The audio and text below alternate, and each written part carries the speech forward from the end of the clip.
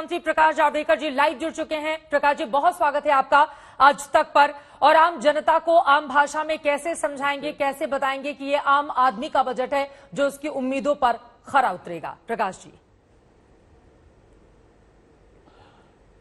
पहले तो ये समझाऊंगा मैं कि पूरी दुनिया कोरोना महामारी से त्रस्त है और कोरोना महामारी के संकट से ही निजात नहीं पा रही है, उनकी अर्थव्यवस्था भी चरमरा गई है।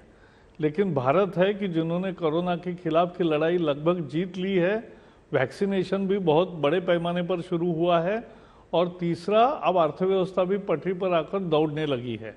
तो ये हमारी पहली विशेषता है। दूसरी है, जो कॉमन मैन जिसे कहते हैं, मिडिल क्लास कहो या बाकी भी कहो, तो उसका क्या लगता है? उसको तीन चीजें लगते हैं। महंगाई की दरें नहीं बढ़नी चाहिए। तो कांग्रेस के जमाने में यूपीए के 10 साल में हर साल डबल डिजिट महंगाई बढ़ी, अब 5% से भी कम है। तो पहली राहत ये है।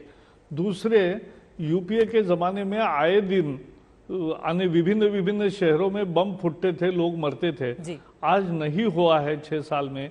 तो ये भी एक बड़ी उपलब्धि है। कानून व्यवस्था में सुधार, माओवादियों की गतिविधियों में कमी आई, आतंकवादियों की गतिविधियों में कमी आई, नॉर्थ ईस्ट शांत हो गया। तो ये भी एक राहत मिली, ये दूसरी है। तीसरी, ईज ऑफ लिविंग बढ़ा। आज दुनिया में सबसे सस्ता डाटा ये भारत में मिलता है, इसलिए डिजिटल इंडिया इतना फास्ट चल पड़ा और इतने डिजिटल ट्रांजैक्शन और जीवन का हिस्सा बन गया। तो ये भी एक ईज ऑफ लिविंग आई। एक सिंपल उदाहरण बताता हूं।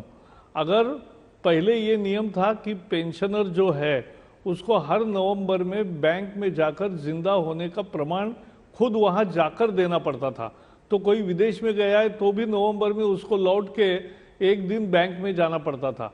अब ये जीवन प्रमाण करके एक आया, करोड़ों पेंशनर्स अब घर में बैठे बैठे अपने जिंदा होने का प्रमाण देते हैं। ये ऐसी इतनी बातें हुई है, उससे लोग खुश है और दुनिया में देश का नाम बढ़ा, सीमा सुरक्षित है। तो ये जब होता है तो सामान्य लोगों को यही चाहिए होता है और वो मिला है। सामान्य लोगों को यही चाहिए होता है, लेकिन रोजगार का संकट भी एक बड़ा सवाल है जो सामान्य लोगों से जुड़ा हुआ है, जिस पर लगातार विपक्ष आपको कटघरे में खड़ा कर रहा है। रोजगार के अवसर उपलब्ध कराए जाने को लेकर कोई बहुत बड़ी बात इस बजट में दिखाई नहीं दी, इस तरह के आरोप लग रहे हैं। नहीं, इस बजट में सबसे बड़ी बात है 5,71,000 करोड़ का इंफ्रास्ट्रक्चर पुश है। मैडम, रोड बनते, रेल बनते, मेट्रो बनती, गैस पाइपलाइन बनेगी, ट्रांसमिशन लाइंस बनेगी, एयरपोर्ट बनेंगे, पोर्ट बनेंगे, बाकी यात्राओं की और टूरिज्म की व्यवस्था बढ़ेगी, तो रोजगार ही रोजगार निर्माण होते हैं। अगर एक उड़ान से 35 नए एयरपोर्ट काम में आने लगे और भी ये विस्तार होगा तो कितनी यातायात बढ़ेगी, कितना टूरिज्म बढ़ेगा, आप समझ लो। मैं एक उदाहरण देता हूँ। शिरडी में हवाई जहाज शुरू हुआ है, दिल्ली से भी हुआ है, मुंबई से भी है, हैदराबाद से भी है। अगर तीनों जगह से हर घंटे एक शिरडी को फ्लाइट भेजोगे तो भी लोगों का बुकिंग ज्यादा है। ये सच्चाई है। तो लोग आज चाहते हैं लेकिन सुविधा ही नहीं थी। तो जब इंफ्रास्ट्रक्चर पुश मिलता है तो ड्यूरेबल प्रोग्रेस होता है, और ड्यूरेबल प्रोग्रेस जब होता है तब जाके रोजगार परमानेंट भी मिलते हैं, काम करते समय भी मिलते हैं, और ये इंफ्रास्ट्रक्चर कम से कम 50 साल चलता है और इसलिए this is called durable progress. 1 lakh crore का कृषि इंफ्रास्ट्रक्चर बनता है।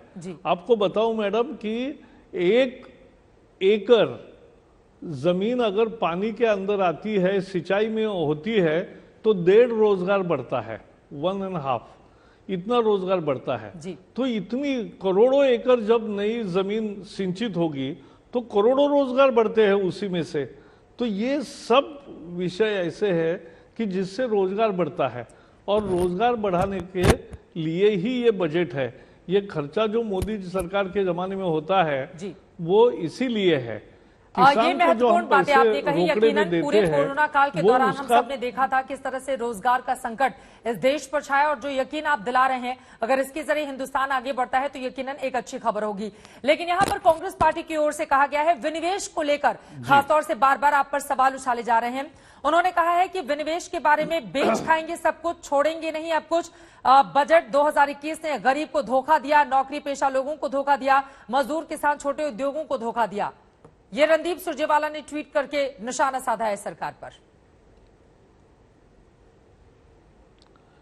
ये बेबुनियाद इसलिए है कि अटल जी के, मैंने अभी मेरे पास हेवी इंडस्ट्री पब्लिक सेक्टर दोनों विभाग हैं जी, तो मैंने जानबूझ के अध्ययन किया ढंग से, और अध्ययन में मुझे ये पता चला, और मैं पब्लिक भी करूंगा अभी, कि अटल जी के समय जो उद्योग विनिवेश हुए, उन उद्योगों की आज की स्थिति क्या है और भारत सरकार का फायदा हुआ या नुकसान होगा।